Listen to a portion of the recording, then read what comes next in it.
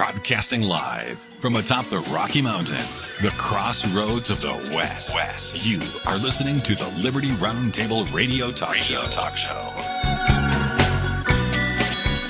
Donald J. Trump did that.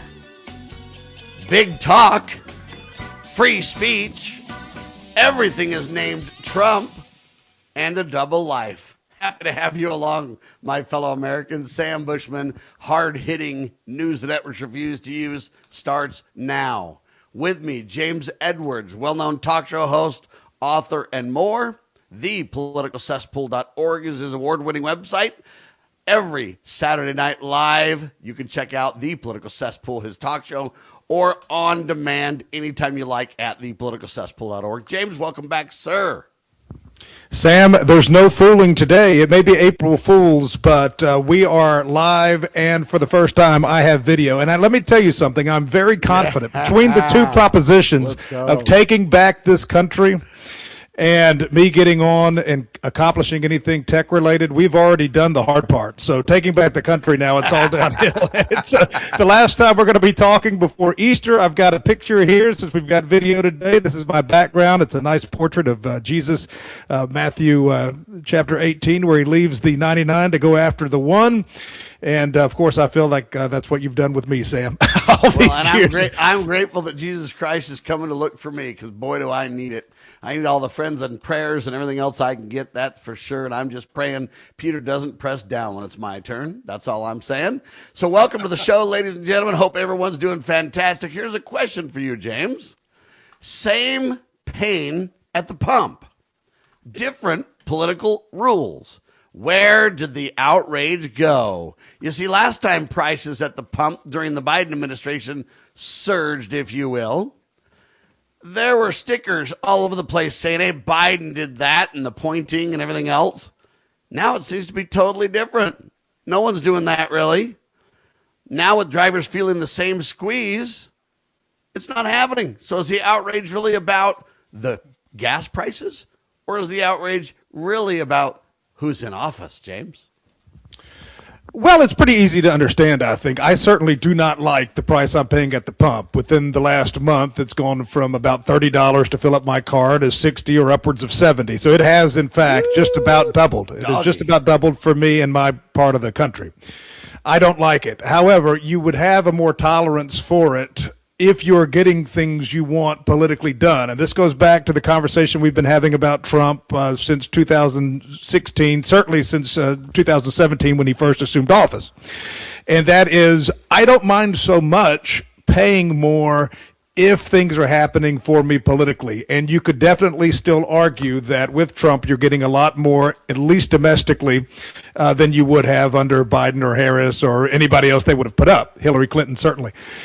The war I don't like. I am not a fan of this war, and the prices are up as a result of this war. That is almost exclusively the reason, and so that is not a good thing at all. And as we have said time and time again, as much as anything, the affordability crisis, not where Trump stands on immigration or even foreign policy, it's going to be the affordability crisis, whether it be at the pumps or with the price of real estate and insurance. It's going to be a big problem for them in November. It is indeed, ladies and gentlemen, but it's getting worse, in my opinion, on the international stage. And Trump really did great his first term compared to the Biden or Obama or whoever you want to talk about. Even in the first part of his second term, he did very well, running on a peace policy, going to get us out of the wars. We wouldn't have even gone to war if he had been in office compared to the Biden, et cetera, et cetera. Now what we've got is big talk, but a bigger backtrack. Trump is now making America appear weak from promises of crushing Iran's nuclear capabilities to now a softer posture on oil, regional pressure, on opening the, what do you want to call it, Straits of Hormuz or whatever else. He was going to basically even take out their drinking water if they didn't relent, et cetera, et cetera. But now Trump's being forced to literally backtrack, walk back, whatever you want to say, on virtually everything. He says, oh, the war might be over. Well, he said it was only going to be a couple of weeks in the first place. Now it's already over a month. And now he says, hey, it'll be several more weeks. Iran seems to be exponentially targeting other people, trying to escalate the war. Israel always escalates every war they've ever heard about. And so Trump might not be able to back out. Now we have over 50,000 troops in the region, James. Have we bit off more than we could chew here? I think, well, certainly this is a repudiation of everything that he stood for. If anybody sees a little Easter bunny ears in the bottom of the screen, that's my 5-year-old daughter, Caroline, who is attached at the hip with me early mornings every day. Hi, Caroline. Welcome to the show. Let's see if we can get her up there. There she is. There you smile, go. Caroline. Right. If you're going to want to be on TV, you got to smile. Yeah, you got to smile. You also got to toss in a political tidbit from time to time. But anyway, back to the point at hand. So this is not good for Trump. I always believe, I mean, it was his position on immigration. It was his position on getting out of these neoconservative wars, which he has escalated. I mean, getting into Iran would have been like the fever dream of George W. Bush and Donald Rumsfeld. And Trump is the one to actually do it, even though he was always against these wars. I think he is a reluctant warrior in this case. I think that Israel has compelled him for whatever reason. Is pure speculative. Are they blackmailing him? Do they have something on him? Is it just as a result of the money people like Miriam Adelson and Sheldon, her husband, before her, dumped into the campaigns over these years? Who knows? But I do believe he is being compelled to go in here. And he has done a lot of saber rattling, a lot of very intense and over-the-top rhetoric about, threatening rhetoric. But he's trying to get out, it seems, as quickly as possible. I mean, even going back to last summer, they dropped the bombs and then they pulled out. It was like a 10-day ordeal. And even now, it's sort of an interspersing of doomsday threats, and we've already won, and we're going to be coming home. Oh, but, we're going to put boots on the ground. We're going to take over Karg Island. Hard to see what's going on, but a lot of inconsistency there, which leads me to believe that he is not fully invested in this, as some of his predecessors may have been. But it doesn't really matter what he really wants or feels in his heart, because he's making bad actions. And the question becomes, did some bad actors that have been partnering with Benjamin Netanyahu and Israel and provoking Iran for some time, a.k.a. some senators and Marco Rubio and some of these other people, do they kind of goat Donald into the war, saying this will be an easy take, get it done, it'll really prime you for the midterms? And, well, they kind of lied to the Donald, and now he's immersed in this thing and he can't get out because he made some bold promises. And did he really believe those promises? Or was he just lying to the people? And if he was lying to the people, wow, shame on the Donald. If he really believed those promises, though, and now he realizes it ain't so simple, he was snookered by somebody. Which is it? Well, politically, there's no advantage here. Again, we've already said it. We've said it many times over the years. His opposition to foreign entanglements like this, putting forth a almost Washingtonian-like America First foreign policy, was one of the things that made him stand out against over all of his competitors. And that's why I say if he really believes that he could win here, fine. He got deceived by somebody, because it ain't so easy, right? I mean, he can't open the Straits of Hormuz. Nobody will back him in doing so. Everybody's running from the fight big time. Iran's getting money and funding and training and arms and from somebody, who is it? China, Russia, et cetera, et cetera. Trump's being forced to let Iran sell oil, let Russia sell oil. The Cuban thing on one hand looked, quite good. Hey, we're going to have, and now it's like, we're going to get to Cuba. Well, yeah, when? After the war? Well, when does the war end? After the, and we go on and on, but we made such big, bold statements that either he believed them 100% and got snookered, or he didn't really believe them in the first place. I don't know which, but neither looks well on the international stage, James. Well, he's definitely not the political thinker that someone like Ron Paul or Pat Buchanan was. So I don't know how much fundamental understanding he has about some of these things. I think he has great instinct. He's definitely a wonderful showman and presenter, and you got to have that to be successful in politics. And he had all the intangibles that just catapulted him from novelty act to a two-term president. And but this is still something that there is no patriotic fervor for this war. I know that there's been some Fox News cooked polls that looks like something that would have been hatched out of North Korea that shows 99% of people who identify they're neocon pro-war polls is what they are. There's no way there's 99% of MAGA Republicans. Now, it is a cult of personality to an extent, so most of them will back what Trump is doing just because he's the one who's doing it. But as far as the war goes nationwide, you could go back to World War II and even before that to find a war that people really wanted to get into, maybe. But you might have to go back to the American South in 1861. So popular opinion doesn't really, matter when it comes to whether or not America or presidents go into war. But there is no to say that this is going to benefit him in November. If that's any part of the logic that the GOP is working with, they're going to have a very rude awakening. I can't believe that would be it. Yeah, and I will say this, too. If the Democrats knew what they were doing before the midterms, they would put Trump did that on the gas pumps. That also put Trump did that on casket memes. I actually saw this, Sam. Let's come back. We'll talk about this right after the pause. James will take it away in seconds. You're watching and listening to the one and only hard-hitting Liberty Roundtable Live. James Edwards, everybody.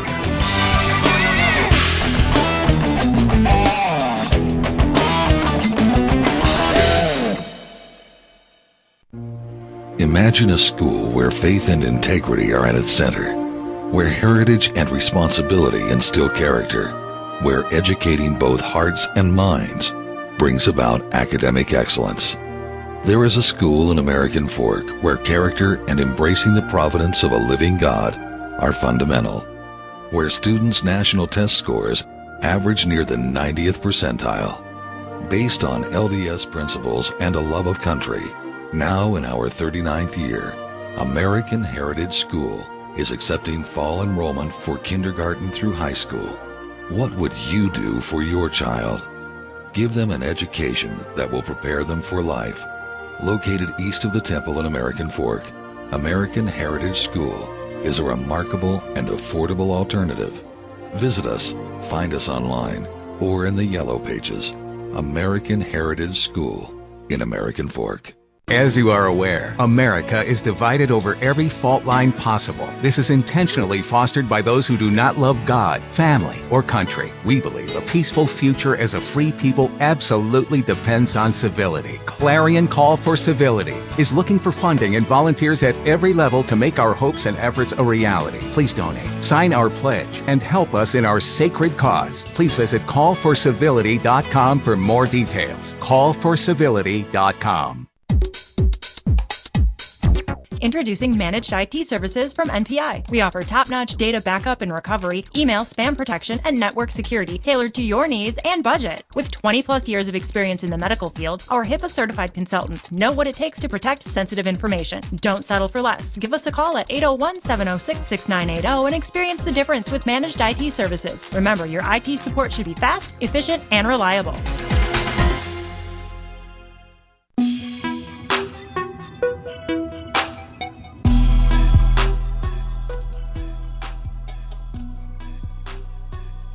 And welcome back, everybody, to Sam Bushman's Liberty Roundtable. James Edwards bringing you back from the break. I've done it before, always an honor, but this for the first time in 4D video with all of the great advancements that they're making here at the Liberty News Radio Network. I was talking to Sam and one of his producers / engineers on the phone just a couple of nights ago, and when I look at the video quality, I mean, just such a wonderful discussion. Not just the video quality, just in terms of the packaging and the way it looks, but in terms of the content and the guest. Watching Sam's interview with Congressman Paul Gosar a couple of days ago, this network is really advancing and needs and deserves your support, and I'm just so thankful to be a small part of it, having been syndicated by Sam on my weekend show, and a longtime friend. I celebrate and delight in the success of others. And so, Sam, congratulations to you. For more than 17 years now, James. It really has gone by, and it's a little bit troubling that many years have passed so quickly because we've been so busy and had so much fun. And time truly does fly when you're having fun, and we've had fun and we've done good work. And here we are with another holiday coming up. And let me just again make mention of the fact that don't forget, ladies and gentlemen, this weekend is Easter, where we celebrate the resurrection of Jesus Christ. Christmas and Easter. Big movie, I think, coming out. I think Mel Gibson's Resurrection of the Christ is going to be coming out. To, of course, celebrate Resurrection Day. And we knew Mel's dad, Hutton, a good friend of the network and always a fun guest. But nevertheless, I am digressing now. Chosen and more seasons coming out for that. So we're excited. A lot to look forward to. But so you were saying, we all remember the gas pumps, Joe Biden, a little sticker of Joe Biden, his finger pointing at the price. Yeah, Joe and did that, caption, I did that. Well, I was actually traveling for a remote broadcast last week in South Carolina for my program, and I was at a chicken restaurant. I guess it's a local thing because I've never seen one anywhere else in the country, called Huey Magoo's chicken tenders. And there was the price of the combo for like 3 tenders and a piece of Texas toast and some fries and a drink was like $12 or $13. So my son and I went with me. It was like $30 for both of us to eat fast food. But there was a picture of Trump where he's snarling and a picture of him pointing to the price that said, I did that. So I have seen one of those in the wild, but not on a gas pump at a fast food joint on their menu board. They ought to have little memes, though, with a casket when people are coming home in body bags and everything else. That Donnie did that, It's sad, but it would be true. And some of them have already died over there as a result of this. Anyway, I don't mean to mock serious things, folks, but I do mean to kind of highlight some of the things that are important. Trump has really had a lot of rhetoric, not only internationally, but domestically. And I really want to kind of turn domestic for a second here. U.S. District Judge, I think the guy's name is Randolph Moss is his name. And he basically issued a ruling to permanently block Donald Trump. Donald wanted to defund NPR, National Public Radio, and PBS, the public broadcasting service. And the judge declared that President Trump's executive order to cease funding for NPR and PBS was unlawful and unenforceable. Why? Because it violates their free speech, James. Well, the only thing good I can say about PBS is when I was growing up, I remember coming home after school every day at 4 o'clock. It was 5 o'clock Eastern, 4 o'clock Central, and watching Where in the World is Carmen Sandiego, the game show. If anybody remembers that one, that was PBS's high watermark, along with their doo-wop shows that they used to do. I always used to have a lot of good doo-wop shows, these live performances where it'd be an ensemble cast of all these great bands from the 50s and 60s. So that alone... and by that alone, I mean that alone is the only thing good I've ever seen out of PBS. I am not, if you listen to their political commentary, things like All Things Considered, anything on National Public Radio, well, that's National Public Radio, but National Public Radio, PBS, you would think that everybody, this is the public broadcasting system, right? So this is supposed to be, I guess, represent a cross-section of the American public. You would think if you listen to NPR or PBS, everybody in the country is a radical left-wing extremist, because that is the only political content and commentary you hear out of those networks. And so I would be for defunding them, certainly, or better yet, why not this? Why not? I mean, who controls what programming is aired on PBS and NPR? You would think that the government would have a role in that, right? Since it is publicly funded, why not get at least a little balance? James, I shouldn't really announce this. It's probably premature till the press release comes out. But you know that NPR is going to start carrying Liberty Roundtable Live, right? All right. I thought for a second, and then I remembered what today is. April Fool's, baby. Got him. You got me. No, not even close. And that's kind of the point that we're making, folks, is, it's really a one-sided delivery funded by our tax dollars. And that's the problem we have with it. So either one of two things needs to happen. We need to shut down NPR and PBS because they're one-sided Democrat or whatever you want to call it, agenda, liberal agenda. Or two, then they need to start just, writing checks to Liberty Roundtable Live. We don't need to be on NPR. They just need to start writing us checks too. After all, it would be a violation of our free speech not to write us a check, wouldn't it, James? We definitely need something prorated. We need something. Well, think about it. If we cannot defund them, so funding relates to their free speech, then funding certainly relates to our free speech, doesn't it, James? Well, I certainly wouldn't refuse the check, but seriously though, we need to dig into this. I don't know. I'm asking this ignorantly, but now that the question has been brought up, but who is in charge of determining which programming and which host and which content airs on these publicly broadcasted systems? PBS is television, National Public Radio is obviously radio, and there is not an ounce. They love diversity. But they hate the diversity of opinion, and you'll never see any of that diversity in places like this.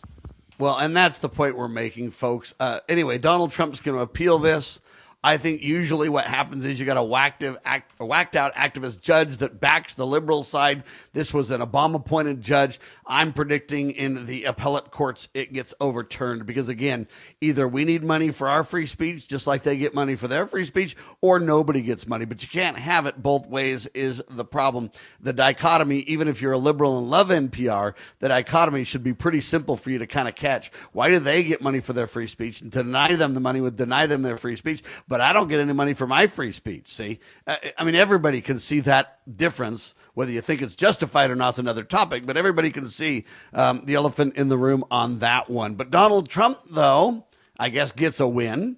Palm Beach International Airport, Ron DeSantis and company decided to rename it for Trump. I guess they have to have FAA approval first, so they're waiting on that, but pretty soon it'll be what? Donald's International Airport or what? Trump International kind of a thing. I just think everything should be named. I think I should change my name to Sam Trump. And just think what I'd be able to do if my name was Trump. I could get all kinds of cash, and everybody would say, well, are you related to Donald? And I'd say, absolutely. Through Adam and Eve? Yeah, we come from Adam, and we're related. Absolutely. We're distant cousins. We still got a little bit of an April Fool's gag going on here, in so much as I am troubleshooting my video. This is our first time, and I've got some blinds, and the sun is coming through these blinds, and it's creating this zebra-like stripe effect all over my head. So anyway, don't give up on me, Sam. We're bound to get it sooner or later. We're going to get all this. Well, you know what I did? I had to literally do some things to completely block mine out and stuff like that, so the light didn't mess with it and stuff like that. It takes a lot of work. People don't understand lighting is complicated. It is. When I first turned on my computer when we were in Q today, this is a brand new computer, brand new everything, brand new Focusrite, if anybody knows what that is, brand new webcam, brand new James Edwards haircut. The whole bit. No, I've had this. The haircut's the only thing that's consistent. But when I first turned it on, the lighting was behind me, and I was completely dark, like a silhouette, and so I was overexposed, and then or underexposed, whatever. Then I had to switch, and then now the light's coming in, creeping in over here. But anyway, we'll get it right by next time. But at least we're obviously making advances. Yes. And by the way, just to be fair, so everybody knows, everybody can actually watch my videos and see the progress of mine as well too. I looked way worse than James when I started compared to when James started with the video and stuff. I looked way worse. So you know what? Consider yourself doing quite well, my friend. We're just giving him a 360-degree panorama. I keep trying to move away from the sun as the hour goes on. We ought to change your name to James Trump, though. You'd get somewhere if we did that. Well, I tell you, I'd have an airport named after me anyway. But so this thing down there in Miami is interesting because, well, first of all, it's a feather in his hat, and he's got some pull down there in Florida, and he's won the state 3 times. They used to be a battleground state, now pretty solidly red, and having an airport named after you, that's not nothing. Of course, these things can and do change. Airport names change, just like the names of high schools change if they become too politically incorrect for the governing municipality. I remember in California, the John Wayne Airport came under heavy fire. The John Wayne International Airport, I believe that's in Orange County. They discovered something that John Wayne said in an interview with Playboy magazine back in the 60s that was pretty sensible stuff about culture and politics, and they tried to get that removed, but I don't think they went through with it. Shut him right on down. Well, if you're going to complain what John Wayne said, what about what Donald Trump says? That's just insanity right there. Yes, I think he's going to be fine. But another thing that he's got going on down there in Miami, of all places, which, yes, Florida is a red state, Miami not the reddest part of it, to say the least, but in that Miami area is where he has proposed his presidential library be constructed once he is finally out of office. And there is a mock-up of it, like an AI rendering that he posted on Truth Social. It's going to be 47 stories high. It's not a classical architecture or anything like that, but it's a Golden straight up elevators tower. and such, right? All of that. You can imagine. 47 Aren't you stories. going to have a golden straight up. elevator in that baby? I mean, this is Donald, you know. It's gilded for sure. Lots of it. Wow. All I can tell you is this. They got that airport down in, what is it, Houston, I think it's called the Bush Airport. They just need to add the man on the end and it'll be Bushman Airport. You know what I'm talking about? They forgot the man. I mean, the real men need to take over, and Bush International needs to become Bushman International. I'm just saying. All right, quick pause. Hard-hitting news and network reviews. You're always watching and listening to the one and only Liberty Roundtable Live. LibertyRoundtable.com, LibertyNewsRadio.com, and ThePoliticalCesspool.org.